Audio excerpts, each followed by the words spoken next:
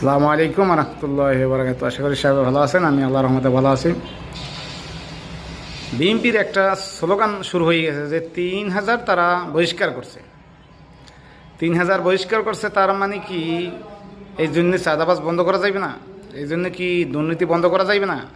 এই জন্য কি এই যে তাদের দলীয় কোন দলে যে ৫০-৬০ জন মানুষ মারা গেছে, এটা কি বন্ধ করা যাবে না? এটা তো তাদের দলের মধ্যেই হয়েছে, আর কোনো দলের মধ্যে হয় নাই তো।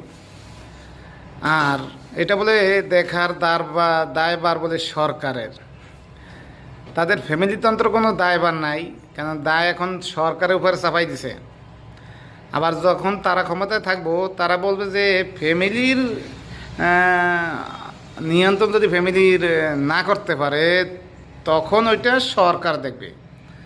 তো সুযোগের সদ্ব্যবহার, কারণ ওরা সারা বাংলাদেশ এখন লুটে বাইরে খাইতে আছে, কিন্তু ওদের লোকজন এগুলো করতেছে, এই দায়ভার কিন্তু ওরা নিতে চায় না। এখন ওই দায়ভারটা এখন সরকারের উপরে তা চাপাই দিতেছে।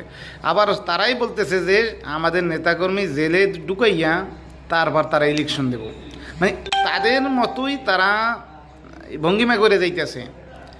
তারা কিন্তু অ্যাকচুয়ালি ভালো কিছু চায় না, এরা চায় ভারতের দালালি করব, আর আওয়ামী লীগের কাছ থেকে এখন কিছু টাকা পয়সা খাইব, তাদের আশ্রয় দেব, এইগুলো তাদের আর কোনো নাই তো, সৎ সাহস নাই যে তারা একটা ভালো কিছু উদ্যোগ নিব।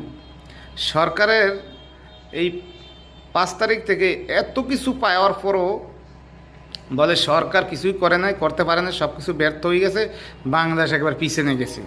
তো এই কথা আমি বলতে চাই, তাদের যে এক একজনের যে হাজার হাজার শতে ৫০টা মামলা ছিল, এখন কি এই মামলাগুলো আছে? এখন কি এই আদালতে হাজির দেয়? এখন কি বেগম খালেদা জিয়া জেলখানায় আছে? তারেক রহমানের সাজা আছে? নাই, কেউরই নাই, সবের সাজা উঠে। এমনকি বাবরের মৃত্যুদণ্ড আসামি হেটাও খালাস পাইছে, অথচ তারা বলতেছে আমরা কিছুই পাইনি, কিছুই হয় নাই। সব কিছু পাইতে আছে বা সব কিছু ভোগ করতে আছে জামায়াত ইসলাম। এখন এইটা কেমনে ভোগ করতেছে, কী করতেছে, কেমনে পাইতেছে, এই প্রশ্নটা আমি রাখলাম যে হেরা কি এমন কি পাইছে যে এই জন্য তারা ইলেকশনের কথা বলে না। শুধু একমাত্র বিএনপি ইলেকশনের কথা, জামায়াত ইলেকশনের কথা বলে না এই জন্য, কারণ সব কিছু ভোগ করতেছে জামায়াত, সব কিছু পাইতে আছে, সব জায়গায় দেয়া লাভবান তারা। এই ধরনের কথা যখন আসছে, আমার প্রশ্ন, তারা কি পাইছে ৫ তারিখের পর? তারা টেম্পো স্ট্যান্ড, বাস স্ট্যান্ড, কবরস্থান, আজিমপুর কবরস্থান গিয়ে তারা দখল করছে। চাঁদা সালিসির নামে দুই পক্ষ থেকে চাঁদা খাওয়া, ঘুষ বাণিজ্য, চাঁদার মানে হরিল